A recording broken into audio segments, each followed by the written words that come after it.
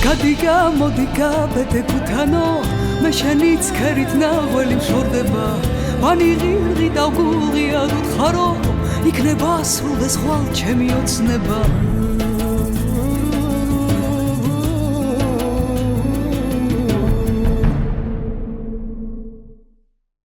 გამარჯობა, მე ნინო ბაშარული ვარ, ამ გადაცემის წამყვანი. დღეს ფერმაში სოკოს დღე გვექნება და ვნახავთ, როგორ ჩაანაცვლა სოკოს ადგილობრივმა წარმოებამ უცხოური იმპორტი. ჩემს უკან 14 ჰექტარზე გაშენებული სოკოს ფერმაა და მეგზურობას გამიწევს ამ ფერმის დირექტორი ივანე იოსელიანი.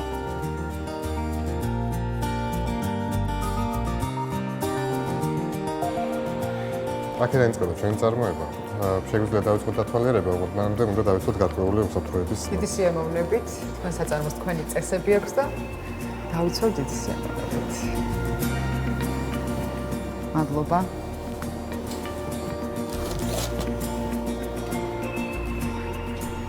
ივანე ძალიან მაინტერესებს, როდის შეიქმნა საწარმო, რა ისტორია აქვს და რა დაფინანსებით. კომპანია დაფუძნდა 2010 წელს, პირველი მოსავალი მივიღეთ 2011 წელს უკვე. ეს არის უცხოური ინვესტიციები, AFC, EBRD და დამფუძნებლების სტრუქტურაც ძირითადად უცხოელები არიან, რომლებმაც შეისწავლეს ქართული ბაზარი, აღმოაჩინეს, რომ აქ სოკო ფაქტიურად არ იწარმოება და დაიწყეს ინვესტირება. ქართულ ბაზარზე ამ ეტაპზე დაახლოებით 80% არის ჩვენი წვლილი, თუმცა უნდა აღვნიშნო, რომ მთლიანად ქართული ბაზარი ჩვენს გახსნამდე იყო სულ 300 ტონა წელიწადში და ჩვენ მარტო საქართველოში შარშან გავუკიდეთ 1800 ტონა. ეს ნიშნავს იმას, რომ დაახლოებით 6 ჯერ გავზარდეთ ჩვენ დაახლოებით 6 წელიწადში მოხმარება საქართველოში.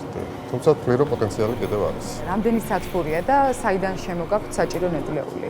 40-მდე კამერა არის უშუალოდ გასაზრდელი სოკოების, გარდა ამისა არის საამქრო, სადაც ნედლეულის მომზადება ხდება და სხვა დამხმარე ინფრასტრუქტურა. საერთო ჯამში ტერიტორია შეადგენს დაახლოებით 14 ჰექტარს. საჭირო ნედლეული საიდან შემოგაქვთ? თავდაპირველად შემოქმნა დაახლოებით 6 ქვეყნიდან, დღესაც პირობითად სოკოს თესლი შემოგვაქვს ჰოლანდია, უნგრეთი, საფრანგეთი და გარდა მაგისა სხვა დამხმარე ნედლეული მეზობელი ქვეყნებიდან, როგორც არის თურქეთი, სომხეთი და სხვა. თუმცა ჩვენ 2012 წელს დავიწყეთ ეტაპობრივად ნედლეულის იმპორტ ჩანაცვლებაც.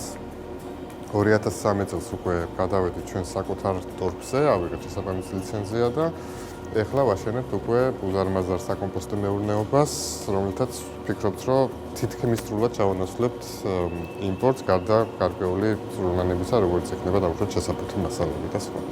რა სახეობის სოკოს აწარმოებთ?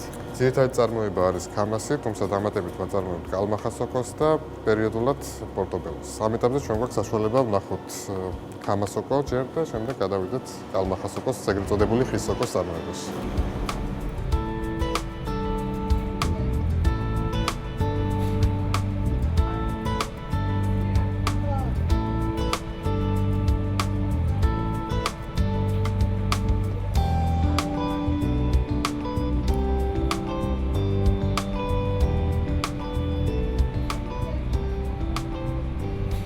ეს არის ქამასოკოს ეგრეთ წოდებული შამპინიონის გასაზრდელი კამერა. ამის მოყვანა გაცილებით რთულია და კუსტარულ პირობებში ფაქტიურად შეუძლებელიც კი. და აქ რასაც ხედავთ, ამ წუთას მიმდინარეობს უკვე კრეფვა. ქართულ ბაზარს ახასიათებს 3 კატეგორია ქამასოკოსი, ეს არის პირველი, მეორე, მესამე. განსხვავდება, ესე რომ ვთქვათ, სპეციფიკით იმით, რომ პირველი კატეგორია ეგრეთ წოდებული ქართულ მომხმარებელში ცნობილია როგორც საკეცე ზომა, ესე რომ ვთქვათ. მეორე არის წვრილები და მესამე უკვე მწიფე თავგაშლილები. შესაბამისად კრეფვის დროს თქოდ გაითვალისწინოთ და შესაბამისი კატეგორიის სოკო მოათავსოთ შესაბამის სკოში.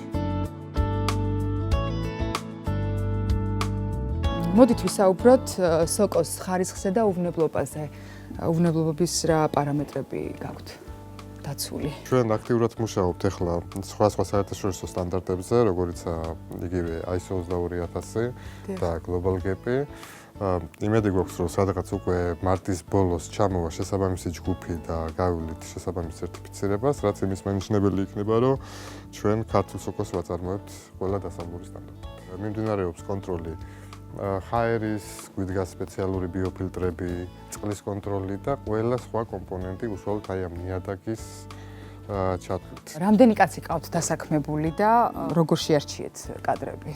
ამ ეტაპზე დასაქმებულია დაახლოებით 200 ადამიანამდე. უმეტესი მათგანი არის რუსთავის მკვიდრი ან გარშემო დასახლებიდან და სოფლებიდან. რას უნდა მივაქციოთ ყურადღებას სოკოს შეძენისას? პირველ რიგში უნდა მივაქციოთ ყურადღება ვადას. დიახ. და გარდა ამისა სასურველია მაინც რომ შეძენა მოხდეს შეფუთულ მდგომარეობაში, ვინაიდან შეიძლება სადმე სავაჭრო ობიექტში მოხდეს სოკოს მეორადი დაბინძურება. კრეფოს რო დაასრულებს, შეგვიძლია შემდეგ გადავინაცვლოთ კალმახა სოკოს საფხურებში.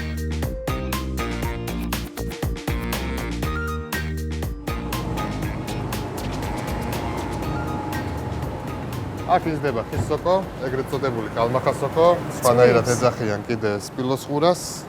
როგორც ხედავთ ხო წვიმს, სოკოებს 3 წუთას გონიათ რომ შემოდგომა და იზრდება.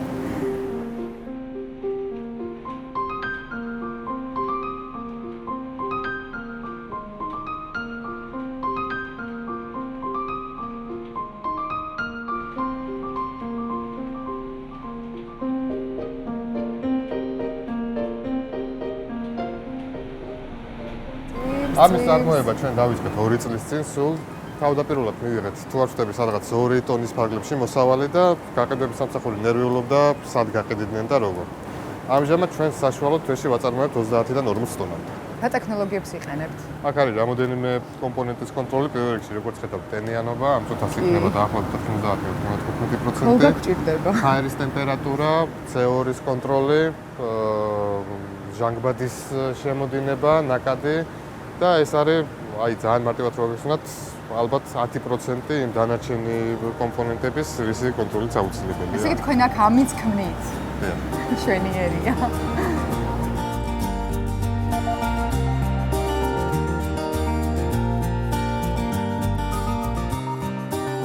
ეს თივის პრესები რისთვის გჭირდებათ? ეს თივის პრესები არ არის, ეს არის ხოლბლის ნამჯა, რომელიც არის ერთ-ერთი ძირითადი კომპონენტი კომპოსტის წარმოებაში. ეხლა ჩვენ ვართ სწორედ კომპოსტის საამქროში. ერთი 4 წლის წინ ფიზიკურად შეუძლებელი იყო ამხელა მასის მოგროვება, ვინაიდან ფიზიკურად ფერმერები წვავდნენ ამას მინდორში, ვინაიდან ამას სხვა გასავალი აქტიური არაა. ჩვენ რეალურად შევქმნით მოთხოვნა და დაახლოებით 50 ფერმერისგან დამატებით ყოველ ზაფხულში სეზონზე ვხედულობთ ამ ნედლეულს. ციკლი იწყება ნამჯის დამუშავებით და დაქუცმაცებით, იქ გვაქვს შესაბამისი დანადგარები, რომელიც ამას ახორციელებენ, რის შემდეგაც დაქუცმაცებული მასა გადადის შესაბამის ბუნკერებში.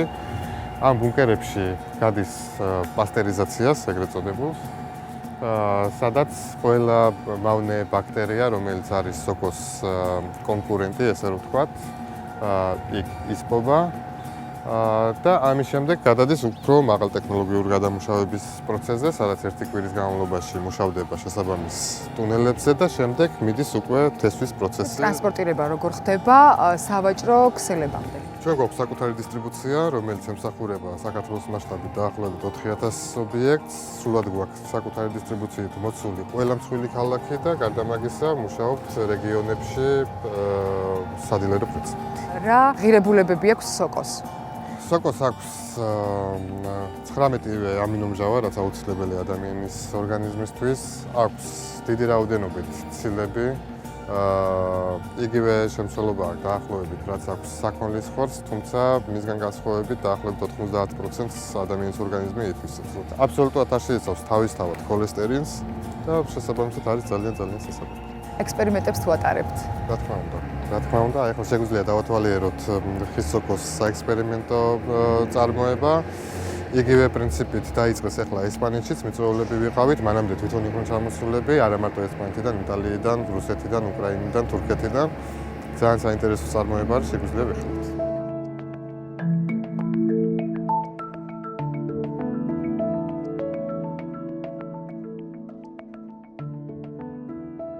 ეს არის ჩვენი საექსპერიმენტო წარმოება, რომელიც ძალიან მარტივად არის, ესე რომ ვთქვათ, შექმნილი. თუმცა ბევრი უცხოელს გავაკვირვებთ, შეგვიძლია ვნახოთ. აბა ვნახოთ.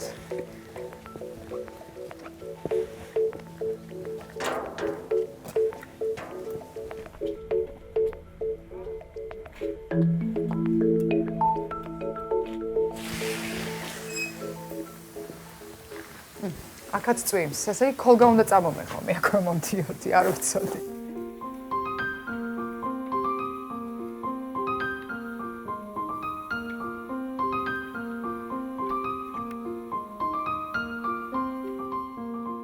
რა სახეობის სოკოა ეს? აქ არის ხის სოკო, რომელიც ძალიან მარტივად იწარმოება. ერთი და იგივე ჯიში, ერთი და იგივე ტექნოლოგიით მოტანილი ნედლეული და მასალისგან იზრდება აბსოლუტურად განსხვავებული სოკო. რითია განსხვავებული? თავის ფერით, ანუ დაახლოებით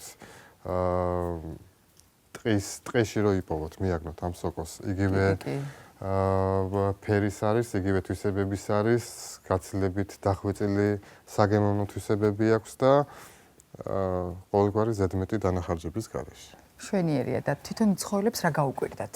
უცხოელებს გაუკვირდათ ტექნოლოგია და სტრუქტურა, იმიტომ რომ დახრულ სათბურებში ესეთი სტრუქტურის სოკო ფაქტიურად არავის არასდროს არ უნახე. თუ გავაკვირვეთ, ბუნებრივთან მაქსიმალურად მიახლოებული არის. ბუნებრივთან მაქსიმალურად მიახლოებული.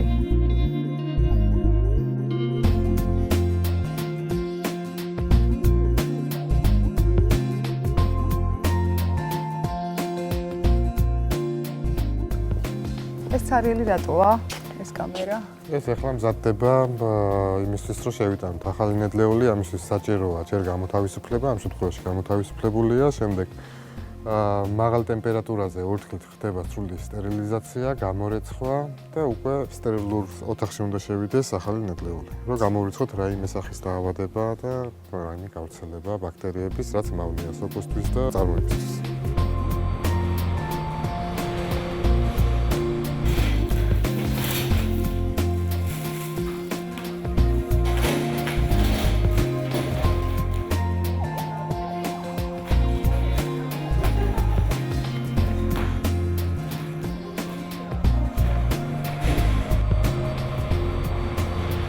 ახლა ვარ შეფუთების ოთახში, ამჟამად იფუთება ხის სოკო ქსელებში გასაგზავნად. იმედია მასშტაბურობის ხარჯზე კიდევ უფრო პოპულარობას მოვახდენთ ამ პროდუქციის და უფრო ხელმისაწვდომს, მით უმეტეს რომ მასშტაბი გარკვეული ეკონომიის წარმოშობს და გვექნება საშუალება კიდევ უფრო ხელმისაწვდომი გავხადოთ მოსახლეობისთვის. ამ ეტაპზე ჩვენ დაახლოებით 40 ტონამდე ვაწარმოებთ ყოველთვიურად, როგორც მანამდე გითხარით.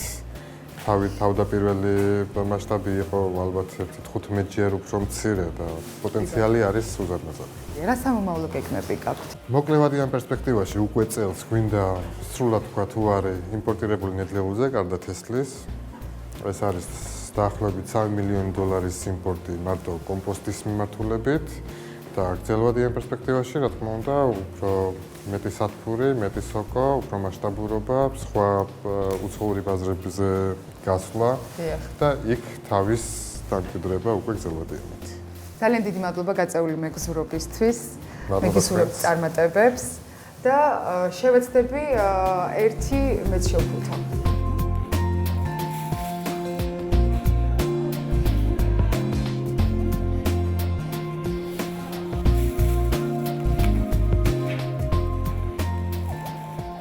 ჩვენ დავათვალიერეთ რეგიონში ყველაზე დიდი სოკოს ინდუსტრიული საწარმო, შევფუთე კიდეც და მოდით ახლა ვნახოთ რა მოგვიმზადა ჩემმა კოლეგა დემეტრე ერგემლიძემ თავის სიუჟეტში.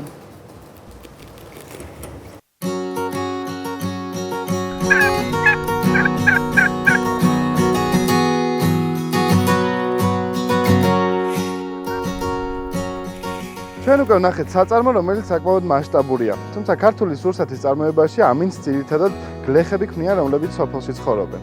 ახლა მე ერთ-ერთ ქართულ სოფელში ვიმყოფები, სადაც დაახლოებით 200-მდე კომლია დასახლებული. აქ მცხოვრები ადამიანები თავს გლეხებს უწოდებენ და მათ ვერც კი წარმოუდგენიათ, როგორ შეუძლიათ თავიანთი საოჯახო მცირე მეურნეობა ბიზნესად გადააქციონ. საქართველო აგრარული ქვეყანაა. ეს ფრაზა სულ გვესმის. ჩვენ გვაქვს ბარაქიანი მიწა, აქ ცხოვრობს მშრომელი ხალხი, კლიმატით შესაშურია.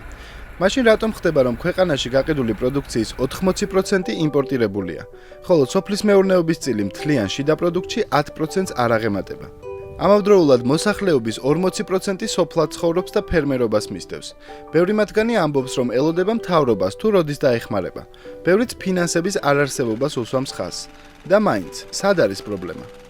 სოფლის მეურნეობა არის ის საქმე, რომელიც მოგვდგამს ოდითგანვე, შესაბამისად, კარგად აკეთებდნენ ამას ჩვენი წინაპრები და თუნდაც ასე ვთქვათ, კარგი გამოწვევა არის ხო დღევანდელი მეურნეობებისთვის, რატომ არ უნდა გავაკეთოთ ჩვენც იგივე. სოფლის მეურნეობა დღეს ჩვენ და სამწუხაროდ როგორც ბიზნესი აღქმული არ არის. ამიტომ განსხვავება სტერეოტიპების შეიძლება იყოს ის, რომ ყველა განვითარებულ და ევროპულ ქვეყანაში სოფლის მეურნეობა ერთ-ერთი სერიოზული ბიზნესია და ისინი არ თვლიან თავს გლეხებად, რომელიც თვითკმარ პროდუქციას აწარმოებს, არამედ მიიჩნევენ, რომ არიან ფერმერები და არიან ბიზნესმენები.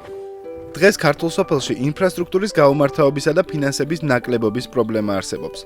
თუმცა სპეციალისტები აღნიშნავენ, რომ დარგის განვითარებას თანამედროვე ტექნოლოგიების არცოდნა და მენტალური დამოკიდებულებებიც უშლის ხელს. იმისთვის, რომ ფერმერები განვითარდნენ, რა თქმა უნდა, მათ უნდა უფრო მეტი იცოდნენ. მნიშვნელოვანია, რომ დაინტერესებული იყვნენ სიახლეებით, სწავლით. საჭიროა ცოდნა ყველა დონეზე. ფერმერიდან დაწყებული საექსპერტო ცოდნით დამთავრებული. შეიძლება პირობითად 100 კამეჩი ყავდეს ჩვენ შეხვედრია ესეთი ფერმერები და მე ერთი უბრალო გლეხი ვარ, რა ვიცი მე ბიზნესის და ელემენტარულ ჩანაწერებსაც არ აწარმოებენ. ანუ ბიზნეს უნარების თვალსაზრისით საკმაოდ სერიოზული პრობლემებია სოფლად. არსებული პრობლემების მიუხედავად არსებობს იმის საშუალება, რომ ფერმერებმა თავად მოახერხონ მცირე მეურნეობის ბიზნესად ქცევა. ჩვენ ვკითხეთ სპეციალისტებს თუ როგორ უნდა მოხერხდეს ეს. მეურნეობის განვითარების ერთ-ერთი გზა ფერმერების გაერთიანება, ანუ კოოპერაცია. იმისაც რომ ზუსტად აგიხსნათ, რას ნიშნავს კოოპერატივი, გამოვიყენოთ აი ესეთი საბავშვო სათამაშოები, მაგალითად, კაცი, რომელსაც პირობითად დავარქვათ ზურა. ის ფერმერია, რომელსაც აქვს დაახლოებით აი ესეთი ფორმის ნაკვეთი, რომელსაც მოყავს მოსავალი, არც ისე ბევრი, შეიძლება აღვნიშნოთ აი ესეთი სათამაშოთი. თუ კი ზურაბი გადაწყვეტს, რომ მის მიერ წარმოებული პროდუქცია ბაზარზე გაიტანოს, მას დაჭირდება შემსყიდველი, რომელიც შეიძლება აი ესეთი სათამაშოთი აღვნიშნოთ. შემსყიდველს ძირითადად დიდი რაოდენობის პროდუქცია ჭირდება, რომელსაც ზურაბი თავის პატარა მიწის ნაკვეთზე ვერ აწარმოებს. ამიტომ მათ შორის კონტაქტი ვერ შედგება. თუ კი ზურაბი მოახერხებს და მაგალითად თავის მეზობლებს გაუერთიანდება, ისინი ერთად მოახერხებენ, რომ გაერთიანებენ თავიანთ მოსავალს, რომელიც დაახლოებით აი ასე გამოიყურება და ერთად შეძლებენ შეაგროვონ იმდენი პროდუქცია, რომელიც შემსყიდველს დაინტერესებს. კოოპერატივი რატომ არის ახლა დღეს მიმზიდველი? იქიდან გამომდინარე, რომ თუ კოოპერატივის გზით წავლენ, ისინი მოიზიდავენ სხვადასხვა დამატებით რესურსებს. დღეს სახელმწიფოს აქვს მიდგომები, აგერ დონორების გვეხმარებიან და მათ შეუძლიათ, რომ გაიუმჯობესონ ინფრასტრუქტურა, გადაიარაღდნენ, დაანერგონ ახალი ტექნოლოგიები და აიმაღლონ ამ გზით სამეწარმეო უნარები. თუ კი გაერთიანება ვერ შედგა, ცალკეულ ფერმერებს შეუძლიათ შეარჩიონ ნიშა, რომელსაც ბაზარზე წარმატებით დაიკავებენ. დღეს ყველაზე აქტუალური ბიოპროდუქტის წარმოებაა. მცირე გლეხური მეურნეობა, რომელიც 1 ჰექტარზე ან 9 ჰექტარზე აწარმოებს კონკრეტულ პროდუქტს, მისი პროდუქტის ღირებულება იმის გამო, რომ ის ბიო ან ეკოლოგიურად სუფთა ან გამორჩეულია, გაცილებით ძვირია, ვიდრე ანალოგიური სხვა პროდუქტი. დღესდღეობით საქართველოს რაც აქვს უპირატესობა, ხომ? ეს არის სუფთა ეკოლოგიური პროდუქცია. მსგავს მაგალითს მიმართა ევროპის ქვეყნებშიც მიმართეს რამდენიმე სახელმწიფოში. მაგალითად სერბეთის მაგალითს რომ ავიღოთ. სახელმწიფო დონეზე დამუშავდა ეს საკითხი და სერბეთი დღესდღეობით ეკოლოგიურად სუფთა სოიას მიმწოდებელი არის. ბიოპროდუქციის ნიშა, რა თქმა უნდა, არის ერთ-ერთი ყველაზე წარმატებული ნიშა ამ მხრივ. ბიოპროდუქციის მსოფლიო ბაზარზე ყოველთვის მიწოდება ბევრად ნაკლებია მოთხოვნაზე და ამიტომ იქ შესვლა ბევრად უფრო მარტივია ვიდრე სხვა ტიპის ბაზარზე. მეურნეობის განვითარების ნებისმიერი ფორმის შერჩევის შემთხვევაში აუცილებელია, რომ ფერმერმა სწორად დაისახოს საქმიანობის მიზანი. ჩანაწერები, კალკულაცია და გეგმა. ეს სამი რამ მისი ყოველდღიურობის ნაწილი უნდა გახდეს. ამას გვირჩევენ ექსპერტები. აუცილებელია, რომ დაჯდეს ჩამოწეროს ხარჯები და ჩამოწეროს რისკები, შესაბამისად სავარაუდო შემოსავლები. და მე გლეხი თვითონ დაინახავს ის თვითონ ფურცელი კალკულატორი უჩვენებს მას, რომ რამდენად ღირს ამ თემაზე მუშაობა, ასე გარისკვა. ამ კონკრეტულ თუ ღირს მას უნდა გარისკოს. ფერმერი არის საინტერესო პროცესის ერთ-ერთი მნიშვნელოვანი რგოლი და არა ერთადერთი. ამიტომ როდესაც ის დგა მაგალითად თავის პარტნიორების წინაშე, ვისაც უნდა მიყიდოს პროდუქტი, ხომ? დღის წესრიგში ხდება საკითხი, რა უნდა იყოს ჩემი მოგების მაჩვენებელი. შესაბამისად, მან თუ არ იცის რა არის ამ ერთეული პროდუქტის თვითღირებულება, ძალიან გაუჭირდება იმაზე მსჯელობა თუ რა შეიძლება იყოს მისთვის საინტერესო და მისაღები მოგების მოცულობა. განვითარება ერთბაშად ვერ მოხერხდება. თუმცა სახელმწიფო სტრუქტურების, არასამთავრობო სექტორისა და ფერმერების ერთობლივი მუშაობით შესაძლებელია რომ საქართველო აწარმოოს ისეთი პროდუქტი, რომელზე მოთხოვნაც თუ მთელს მსოფლიოში არა, ევროპის დიდ ნაწილში მაინც იქნება.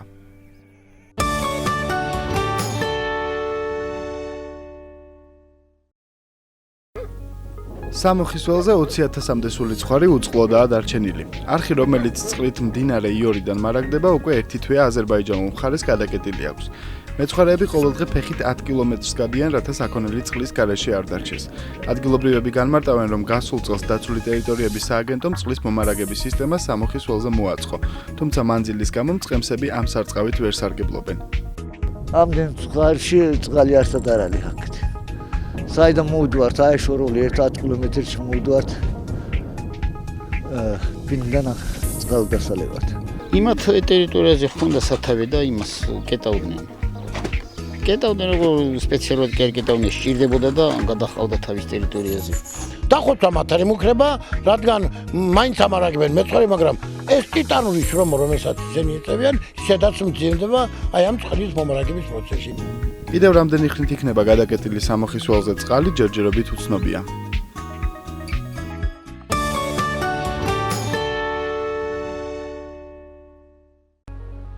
საქართველოს სოფლის მეურნეობის მინისტრი ოთარ დანელია სამუშაო ვიზიტით იტალიაში იმყოფება. ვიზიტის ფარგლებში მან რომში გამართულ სოფლის მეურნეობის განვითარების საერთაშორისო ფონდის, ანუ IFAD-ის მმართველის საბჭოს შეხვედრაში მიიღო მონაწილეობა. ღონისძიების გახსნის ცერემონიას იტალიის პრეზიდენტი სერჯიო მარტელა დაესწრო. IFAD-ის მმართველის საბჭოს შეხვედრა ფონდის წევრი ქვეყნების სოფლის მეურნეობის მინისტრების მონაწილეობით წელიწადში ერთხელ იმართება. შეხვედრაზე სოფლის მეურნეობის მდგრადი განვითარების მიზნებისა და ეროვნული პოლიტიკის თანხმდრის საკითხები განიხილეს და ინვესტიციების თემაზე იმშელეს.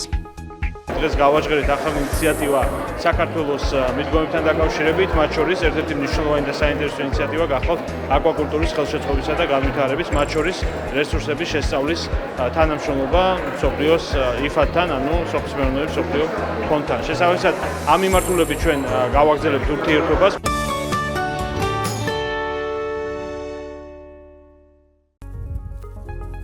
ქართული ჩაის რეაბილიტაციის პროგრამა დაიწყო. გასულ კვირას გურიის მაცხოვრებლები პროექტის დეტალებს გაეცნენ.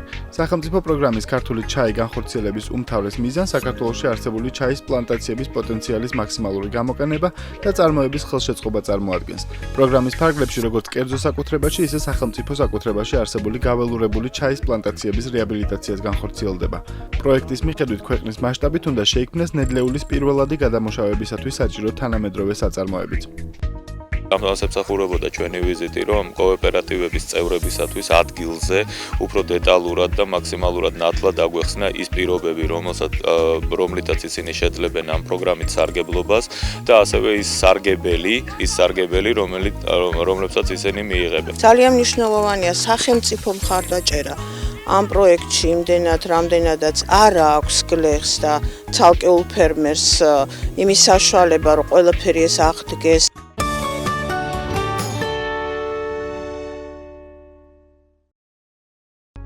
სოკო კალმახას მოყვანის ტექნოლოგია. არსებობს სოკო კალმახას კულტივირების ექსტენსიური და ინტენსიური მეთოდები.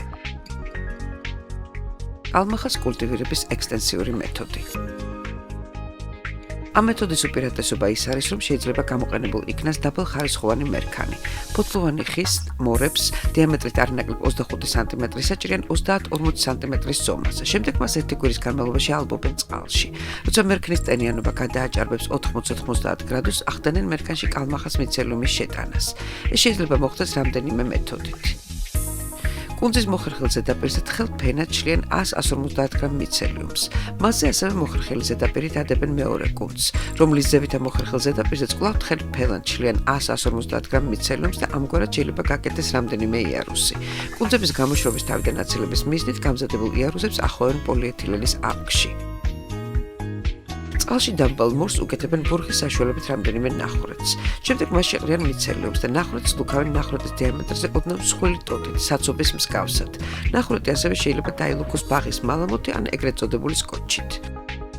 მორს მოახერხან 2 სანტიმეტრის დისკს, მორის მოხერხელ ზედაპირზე თხელფენად გაშლიან მიცელიუმს და ზემოდან ადებენ დისკს, რომელსაც აჭედებენ ლურსმნებით. შემდეგ ეტაპებზე კუნძები შეაქვთ შენობაში, სადაც ტემპერატურა 15-20 გრადუსია. კუნძები რომ არ გამოშრეს, პერიოდულად აცხოვრებენ წყალს ჩვეულებრივი საწამლი აპარატით. ამასთან სასურველი მიკროკლიმატის შექმნის მიზნით კუნძებს აფარებენ პერფორირებული პოლიეთილენის აპკს. ამ პირობებში კალმახა კუნძის მერქნის სრულ ათვისებას უნდება 2-2.5 თვე. თუ შენობაში მუდმივად ვინარჩუნებთ მაღალტენიანობას, კუნძების ზედაპირზე ჩნდება ჰაეროვანი მიცელიუმის ფიფქის მაგვარი ნადები. ამის შემდეგ კუნძები გადააქვთ ბაღის ჩრდილიან ადგილზე, კუნძის 2/3 ფლავენ მიწაში, გამოშრობის ასაცილებლად. გვალვების შემთხვევაში აუცილებელია მოწყვეტს, როგორც კი ჰაერის ტემპერატურა მიაღწევს 8-14 გრადუსს, კუნძების ზედაპირზე ჩნდება კალმახას პრიმორდიები, ანუ ნაყოფის ჩანასახი, რომლებიც რამდენიმე დღეში ზრდასრულ ნაყოფებად ყალიბდება. გარდა ღია გრუნტის ანალოგიურად დადასილი კუნძებით შეიძლება კალმახას კულტივირება სპეციალური მიკროკლიმატით უზრუნველყოფილ დახურულ შენობაშიც. ამ შემთხვევაში აუცილებელია. შენობის ხშირი განიავება ნახშირორჟანგის განდევნისა და სოკოს ჟანგბადით მომარაგების მიზნით, ტენიანობის უზრუნველყოფა 80-90% ფარგლებში, შენობის განათება სასურველად დღის განათების ნათურებით. ექსტენსიური მეთოდებით კალმახას კულტივაციის დროს გასათვალისწინებელია, რომ გაცილებით მაღალმოსავლიანია წიფელის და მუხის კუნძები და საშუალოდ შეადგენს 20 კილოგრამს 1 ცენტნერი მერქნიდან. იმედია ბევრი რამ გაიგეთ სოკოს წარმოების შესახებ. მე კი ყოველთვის მიხარია იმის ნახვა და თქვენთვის ჩვენება, რასაც კარგად აწარმოებენ საქართველოში. უყურეთ ყოველ კვირას ფერმას, უსმინეთ რადიო ერთზე სოფლის დილას, იაქტიურეთ ჩვენს Facebook და web გვერდზე და მიიღეთ საჭირო და სასარგებლო ინფორმაცია.